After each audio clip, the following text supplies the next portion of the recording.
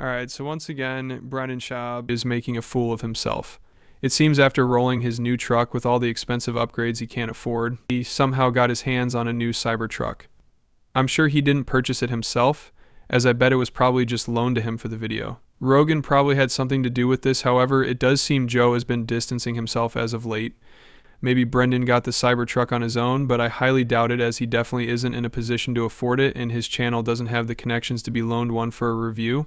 With that said, the topic of today's video is leaked footage of Brendan performing a Cybertruck review. The official video isn't out yet, but clips are currently being posted everywhere. As expected, Brendan makes dumb points throughout the review, making it fun to shit on. You do have to be careful not to have your cock out around the Cybertruck or else your big poppy might be turned into a tiny flaming hot Cheeto.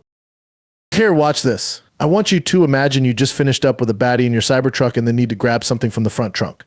Boom, no more big poppy. That would sting worse than Thea leaving the king in the sting. I bet PF Chang's would use a severed body part in their meals. Personally, I would just feed it to some homeless cats. As you can see, Brendan is trying to make the car review casual and funny, which would work with someone else that actually knows their way around a joke. Instead, Brendan's review just comes off as dumb and childish. I also noticed that Brendan is directly referencing the critiques and memes made about him. It seems he realized it's easier to go along with the jokes, rather than call everyone a hater. I think it's too little too late for this approach by Brendan, and it seems many on the internet agree. The references he makes just come off as cringe when these jokes used to be really funny. Anyway, that's enough for that clip.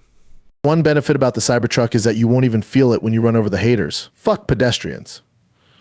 I do worry about someone from Tiger Belly being able to hack into the nerd computer stuff.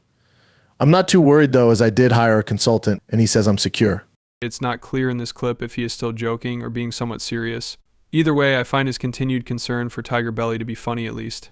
And I do wonder how much he keeps paying this consultant of his. At this point, this consultant is just bleeding whatever is left of Brendan. Anyway, I don't have much to say about this clip, so we'll go on to the next one. My biggest problem with the Cybertruck is the back seat. Seriously? Musk? Come on, my dude. How am I supposed to walk Annie Litterman to my truck with a tiny back seat like this? You would think a man with like 13 kids would understand the importance of a larger back seat. Don't get me wrong, the truck is gangster, but I'm going to talk to Rogan about the back seat. How am I supposed to enjoy red panty night with a tiny back seat? Okay, so this one actually got a good laugh out of me.